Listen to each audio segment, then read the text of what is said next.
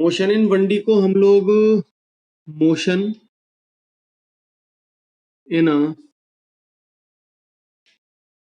Straight line भी बोलते हैं. We also call it motion in a straight line. और we also call it rectilinear motion और translational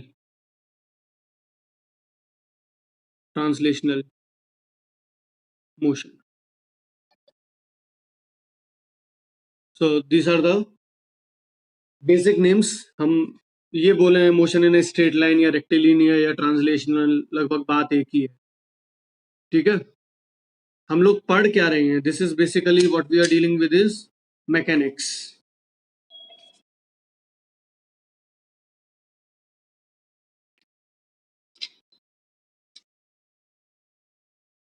and specifically mechanics बहुत तरीके की हैं.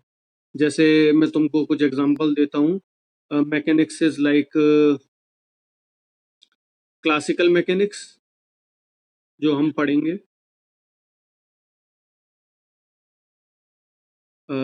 रिलेटिविस्टिक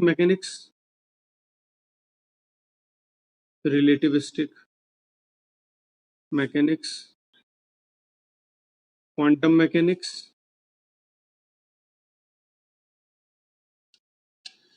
तो यहाँ पर हम लोगों का फोकस क्लासिकल मैकेनिक्स पे रहेगा. What classical mechanics is.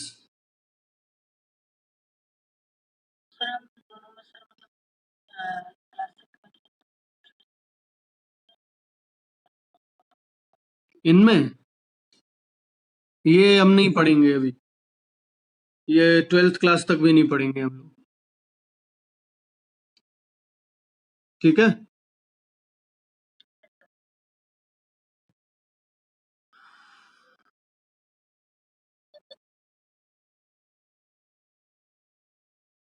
Now अगर मैं क्लासिकल मैकेनिक्स की बात करता हूँ,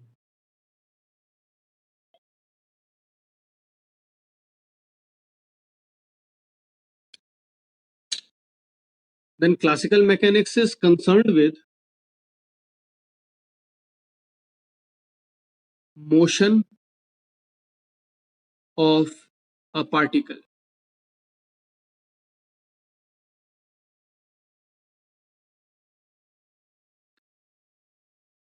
और क्लासिकल मैकेनिक्स में we are dealing with a classical particle,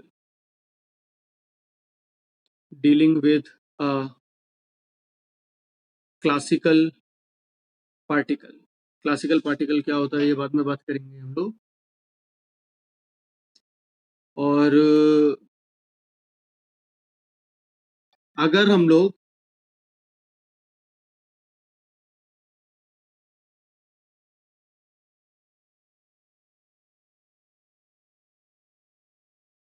तो इसको पढ़ने के लिए what we are going to do, we are going to discuss the language of mechanics.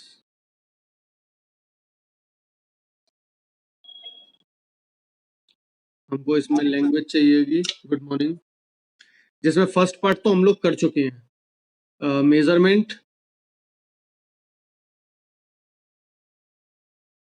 Units, standards, ये सब तो हम लोग डिस्कस कर चुके हैं already.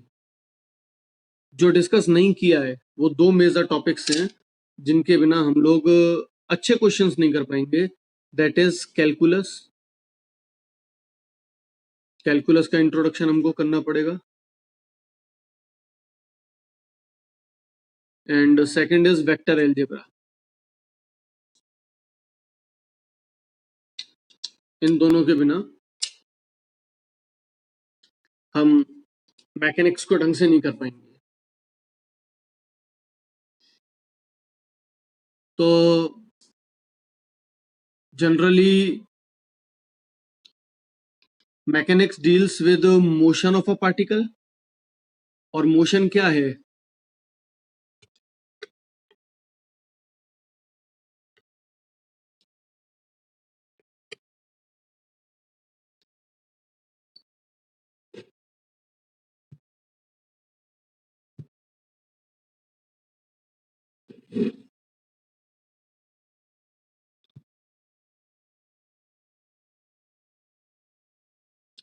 So motion is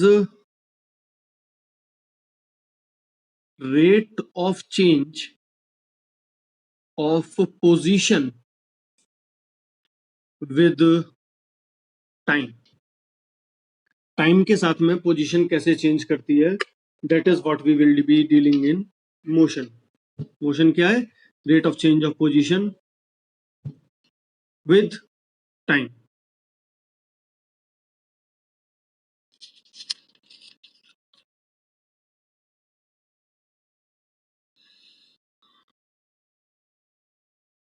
So what we can do,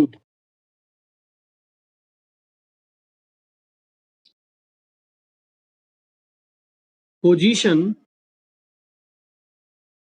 can be described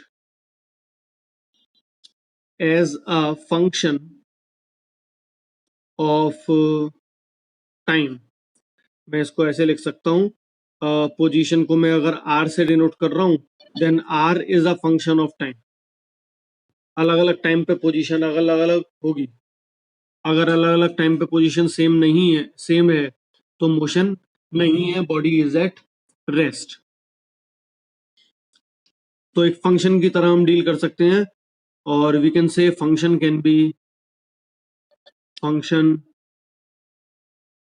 B simple और complex. ये फंक्शन सिंपल भी हो सकता है, कॉम्प्लेक्स भी हो सकता है. फॉर एग्जाम्पल, मैं एक सिंपल सा मोशन ले रहा हूं तुम्हारे सामने. एक बॉडी है, वो मूव कर रही है, उसका position vector r is equal to t to the power 2 plus 5 e to the power t. एक कॉम्प्लेक्स फंक्शन है, इस तरीके से मूव करेगा, इसको पूरा देखना पड़ेगा. It is a complex function. और दूसरा फंक्शन हो सकता है, suppose say r is equal to t plus 1. ये सिंपल फंक्शन है. t की वैल्यू डालते जाओ, r की वैल्यू पता लगती जाएगी, r इज द पोजीशन. तो फंक्शन और भी कॉम्प्लेक्स हो सकता है या सिंपल भी हो सकता है, पॉलिनोमियल भी हो सकता है.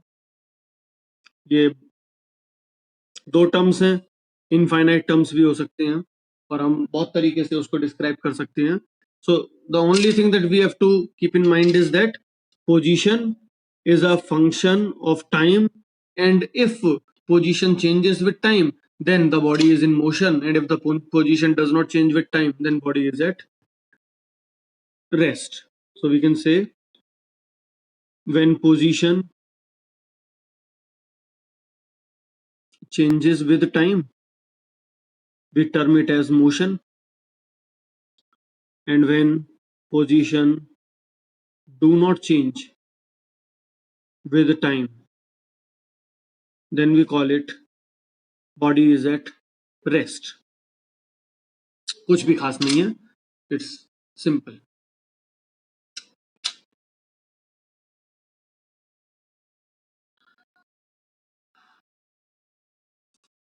नाउ पोजीशन को डिफाइन कैसे कर सकते हैं?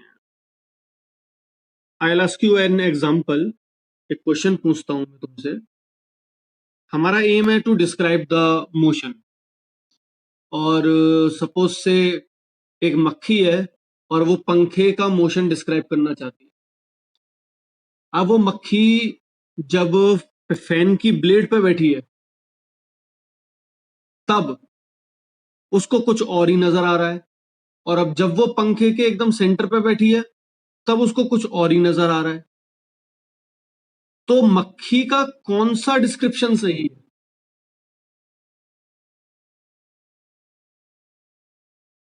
कौन सा डिस्क्रिप्शन सही है मक्खी का?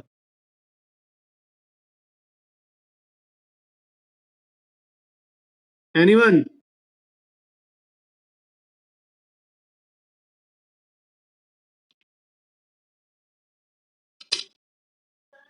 हाँ,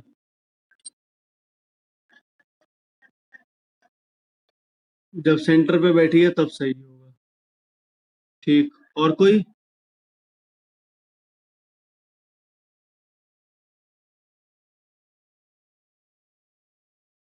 अरे इतने बड़े बड़े महारथी हो, कोई तो बोलो।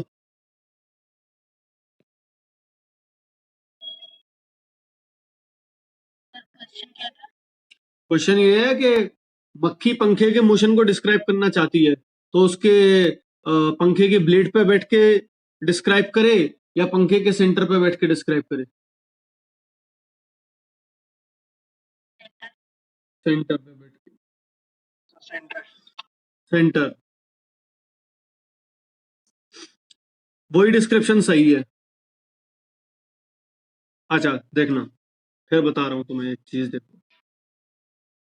हम्म, ये अर्थ है और ये मून है,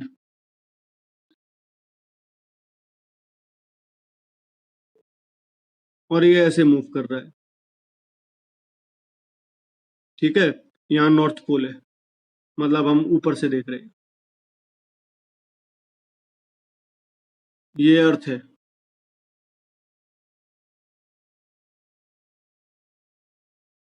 और ये मून है।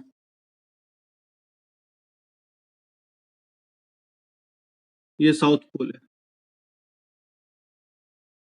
अब एक आदमी के लिए तो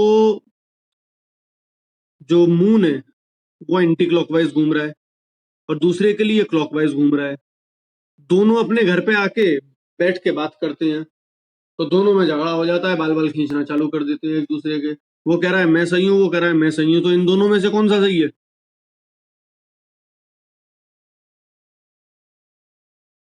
दोनों में से कौन सा सही है?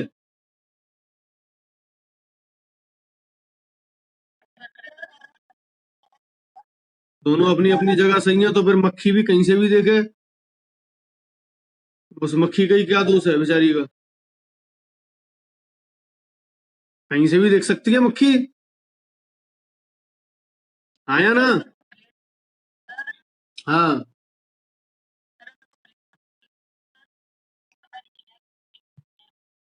उसे पता नहीं लगेगा कि मोशन हो रहा है या नहीं।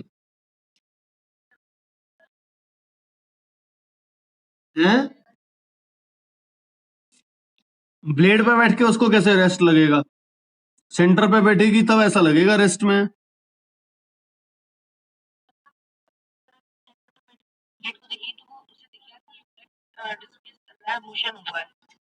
ये ब्लेड डिस्प्लेस कर रहा है, मोशन हुआ है। क्यों दिखेगा उसको? उसको तो लगेगा ब्लेड कांस्टेंट है, ब्लेड कभी मूव ही नहीं किया, उसको तो ऐसा लगेगा। तुम जमीन पे बैठ के, अब जमीन पंखे की तरह ही है, गोल गोल घूम रही है। अब तुम जमीन पे खड़े होके अपने घर को देखते हो, तो तुम्हें क्या लगता है, तुम्हारा घर चल रहा है? तो फिर मक्खी जब फैन पे बैठी हुई है, तो उसको तो ऐसा लगेगा कि ब्लेड जो है वो चल ही नहीं रही। समझ गए बात?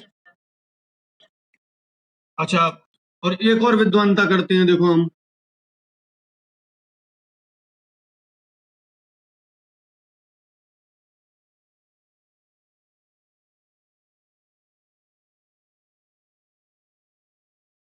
हम ऐसे और देख सकते हैं इसी मोशन को साइड से। तो हमको ऐसा लगेगा इसमें, इस तरीके से साइड से अगर देखेंगे कि मून जो है ना, वो यहां से ऐसे जाता है, फिर लौट के आ जाता है, फिर यहाँ आ जाता है, फिर ऐसे आता है। मतलब मून ऐसे ऐसे ऐसे ऐसे ऐसे ऐसे कर रहा है। ये भी सही है कि गलत है? ये कह रहा है, उससे इससे पूछा मून का मोशन कैसा है, तो ये बोल रहा है मून का मोशन है रोटेशनल और एंटी क्लॉकवाइज। और ये वाला बोल रहा है मून का मोशन है रोटेशनल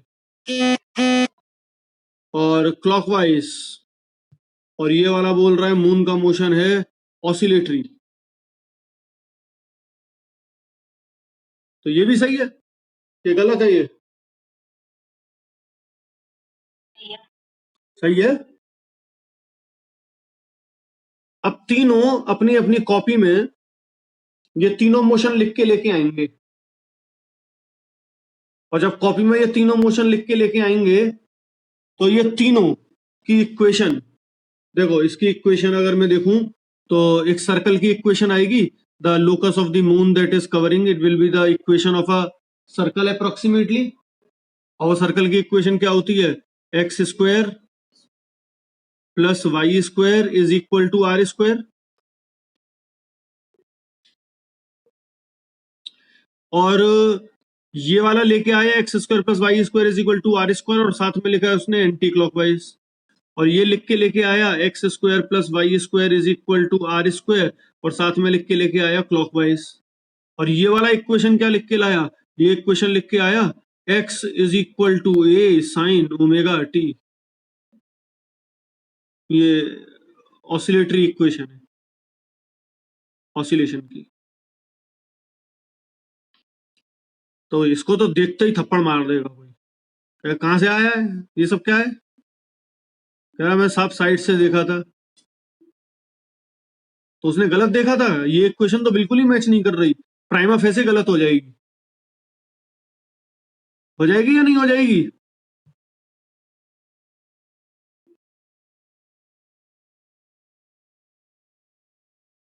और फिर सवाल ये, अब यहाँ प्रॉब्लम क्या है, प्रॉब्लम यहाँ पे जो आ रही है, ये प्रॉब्लम अराइज जो हो रही है, ये प्रॉब्लम अराइज हो रही है किस वजह से, ऑब्जर्वर की वजह से।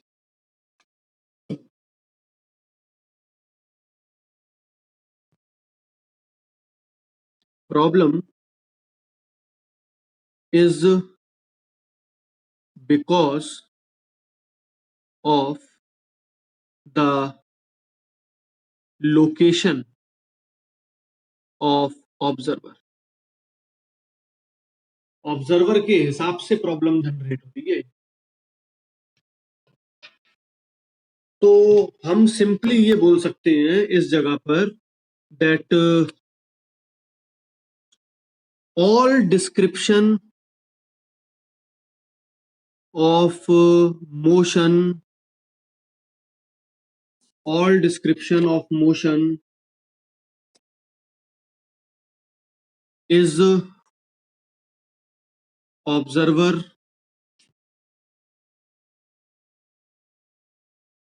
dependent। जितना भी डिस्क्रिप्शन है मोशन का वो ऑब्जर्वर पे डिपेंड करेगा। Let's take one more thought example, एक थॉट एक्सपेरिमेंट हम और करते हैं। सपोज से इमेजिन करना कि तुम लोग एक स्पेसशिप में हो, और उस स्पेसशिप में एक ही खिड़की है, और ना स्टार है ना प्लैनेट्स हैं, कुछ भी नहीं है, एकदम ब्लैक है, कुछ नहीं, ब्लैक। और तुम्हारे सामने से तुमको एक स्पेसशिप आती हुई दिखती है, और उस स्पेसशिप में भी लोग हैं। अब तुम ये कैसे पता लगाओगे कि तुम्हारी स्पेसशिप उस स्पेसशिप की तरफ चल रही है, या वो वाली स्पेसशिप तुम्हारी स्पेसशिप की तरफ चल रही है, या दोनों चल रही हैं उस स्पेसशिप, पता लगा पाओगे? अच्छा, एक काम कर सकते हैं कि नहीं, मैं स्पेसशिप की छत पे एक पेंडुलम टांग दूं, जब स्पेसशिप चलेगी तो पेंडुलम थोड़ा टेढ़ा हो जाएगा। या बाल्टी रख दूं पानी भर के, स्पेसशिप चलेगी तो पानी थोड़ा सा झलक जाएगा। हाँ या ना? तो पता लगा सकते हैं हम, पता लगा सकते हैं कि नहीं? या फिर मैं बॉल उछालूं स्पेसशिप में, तो बॉल मैं उछालूंगा, अगर स्पेसशिप चल रही होगी तो बॉल मेरे पीछे आके गिरेगी, और अगर स्पेसशिप रुकी हुई होगी तो बॉल मेरे हाथ में आके गिर जाएगी। तीन तीन आर्ग्यूमेंट दे दिए मैंने, एक तो वो पेंडुलम टांग दें, दूसरा बाल्टी रख दें पानी से भरी हुई, और तीसरा बॉल उछालें। बताओ इनमें से कौन सा एक्सपेरिमेंट काम करेगा?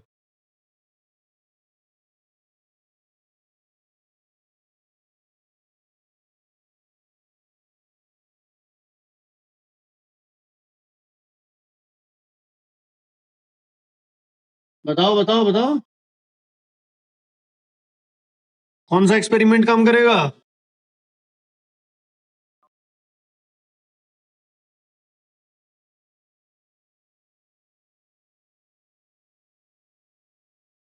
पार्टी वाला। और बाकी लोग भी लिख दो जरा, कौन सा?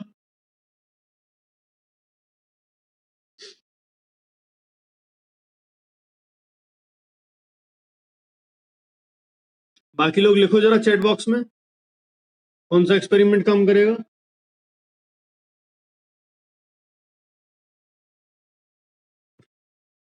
बकेट। अरे बाकी लोग सो रहे हो क्या? स्लीपिंग ब्यूटी हो रहे हो क्या? उठ जाओ भैया।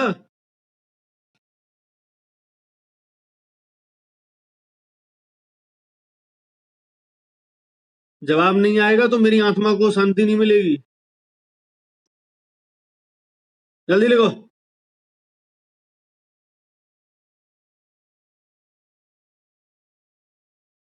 वरना नाम ले लेके बुलाऊंगा मैं, बेइज्जती और करूंगा। None of this. चलो संदीप बोल रहा है none of this. Rohit Saini बोल रहा है बॉल। और बाकी लोग क्या कह रहे हैं?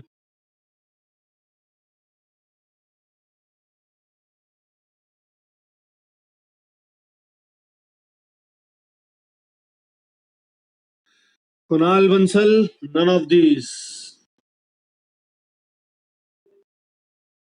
एंड और कोई धुरंधर? नथिंग विल वर्क, अनुराग सरकार।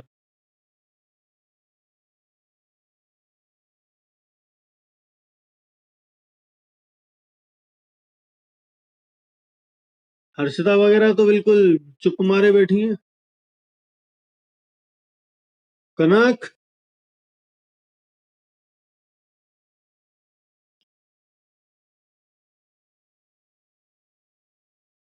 Anand Kumar, nothing will work. कनक।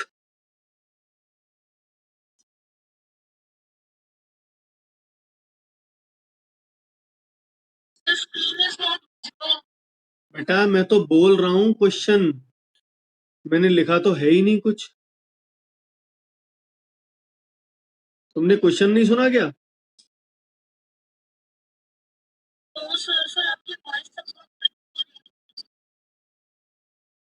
अच्छा चलो कोई बात नहीं। आंसर वैसे यही सही है, नथिंग विल वर्क।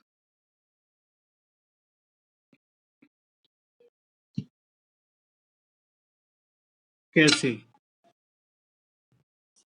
जमीन गोल गोल घूम रही है, यस और नो मयूरेश? जमीन पे जब हम बॉल उछालते हैं तो वापस हमारे हाथ में लौट के आती है कि कहीं और चली जाती है? तो जमीन तो घूम रही है, फिर क्यों वापस आती है?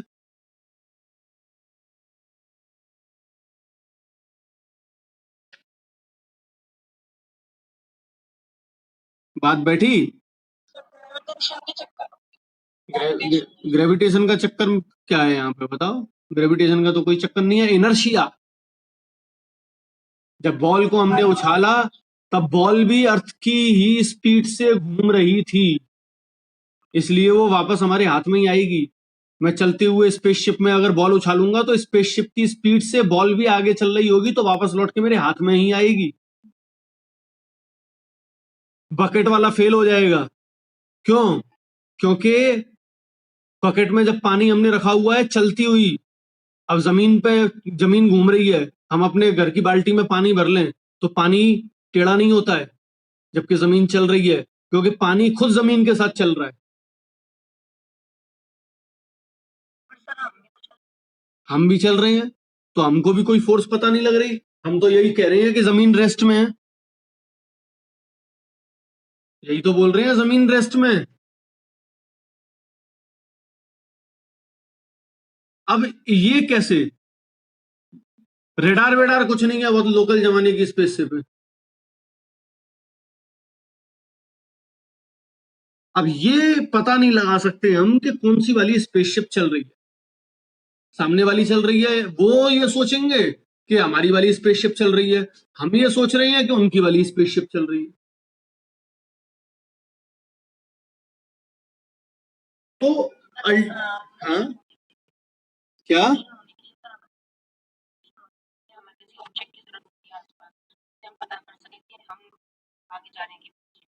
हाँ, रेफरेंस, रेफरेंस पोजीशन इसको हम लोग बोलते हैं। अब ये सवाल ना, यहाँ पे चलो तुमने एक चीज कंक्लूड कर ली, जो मैं चाहता था वहां तक तुम लोग पहुंच गए। For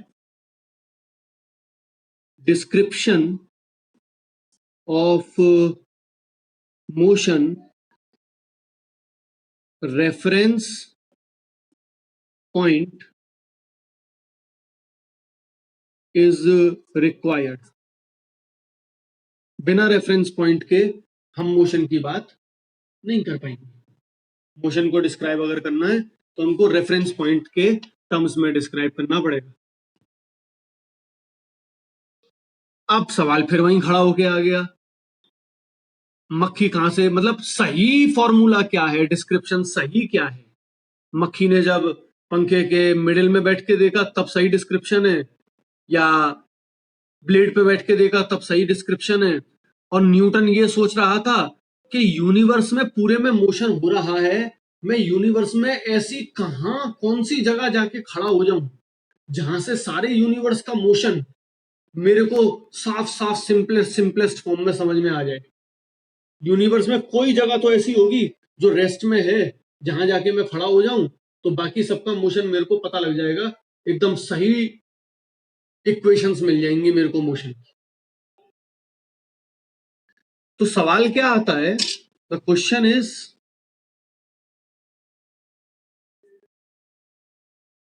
where in the universe is absolute rest, that position is best reference point for observer।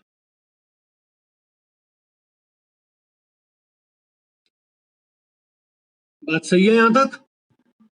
मतलब अगर हमको पूरे यूनिवर्स के मोशन को देखना है तो सबसे बेस्ट जगह वो है जो रेस्ट में है, वहां खड़े होके देखूंगा तो मैं सारे मोशंस को बिल्कुल सही सही डिस्क्राइब कर दूंगा। अब मक्खी है, मक्खी जब फैन की ब्लेड पे बैठी तो क्या हुआ, मोशन सही डिस्क्राइब नहीं कर पाई। मक्खी जब उसके सेंटर में बैठी तब भी क्या हुआ, मक्खी गोल गोल घूम रही थी सेंटर में बैठी हुई, तब भी वो सही डिस्क्राइब नहीं कर पाई। अगर मक्खी आके बाहर दीवार पे बैठ के पंखे को देखती, क्योंकि दीवार रेस्ट पे है, तो वो दीवार पे आके पंखे को देखती तो वो सही डिस्क्रिप्शन देती फैन का। देती या नहीं देती?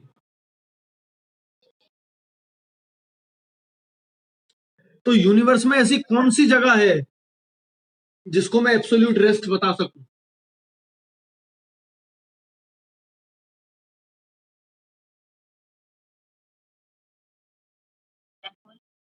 Black hole. और कोई?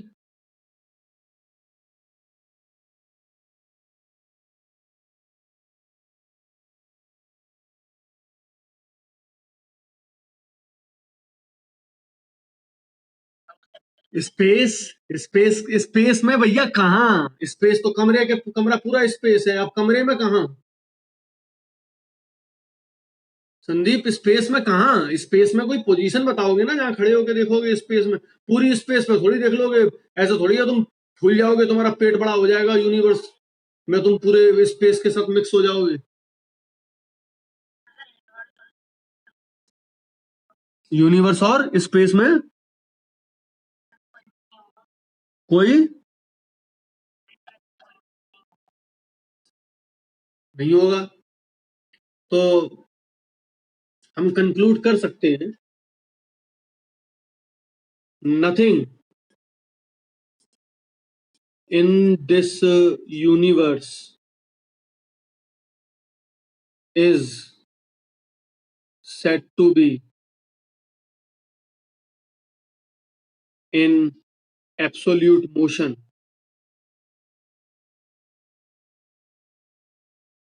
or at absolute rest.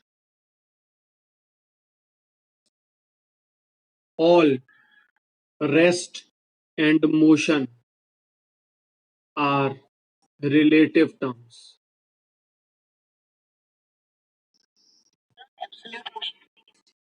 ना तो मैं ये कह सकता हूं कि कोई भी चीज एब्सोल्यूट मोशन में है, ना मैं ये कह सकता हूं कोई भी चीज एब्सोल्यूट रेस्ट में है। रेस्ट और मोशन हमेशा रिलेटिव टर्म्स है, रिलेशन में ही हम बात कर सकते हैं। गाड़ी सड़क पे खड़े हुए आदमी के लिए चल रही है, लेकिन गाड़ी में बैठे हुए आदमी के लिए रुकी हुई है। जमीन, मून पे खड़े होके देखो तो जमीन मून के चारों तरफ घूम रही है, और जमीन पे खड़े होके देखो तो मून जमीन के चारों तरफ घूम रहा है। सन पे खड़े होके देखो तो जमीन और मून दोनों उसके चारों तरफ घूम रहे हैं। दूसरे सोलर सिस्टम में जाके देखो तो पूरा सोलर सिस्टम हमारा गैलेक्सी के ब्लैक होल के चारों तरफ घूम रहा है।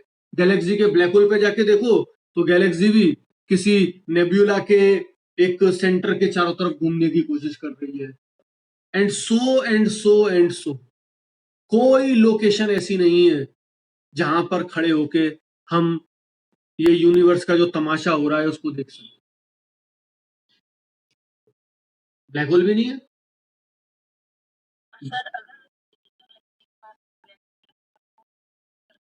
लेकिन ब्लैक होल भी तो मूव कर रहा है, ब्लैक होल भी तो दूसरे ब्लैक होल्स कोलाइड करती हैं, ब्लैक होल्स मर्ज करती हैं एक दूसरे में, तो ब्लैक होल्स को कैसे रेस्ट में मान लोगे तुम?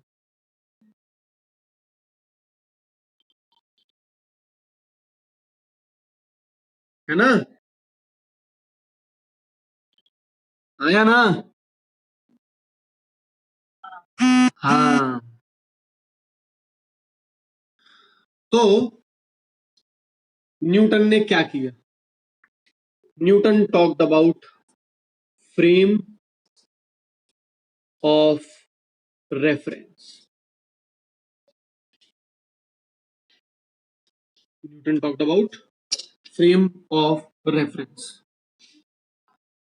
फ्रेम ऑफ रेफरेंस बहुत से तरीके के हैं। जनरली फ्रेम ऑफ रेफरेंस तीन तरीके के बोलते हैं हम लोग। एक हो जाता है हमारा कार्टेशियन, दूसरा हो जाता है स्फेरिकल, तीसरा हो जाता है सिलिंड्रिकल। इसमें सबसे simplest frame of reference Cartesian है, और हम इसी को यूज करके चलेंगे, कार्टेशियन फ्रेम ऑफ रेफरेंस को।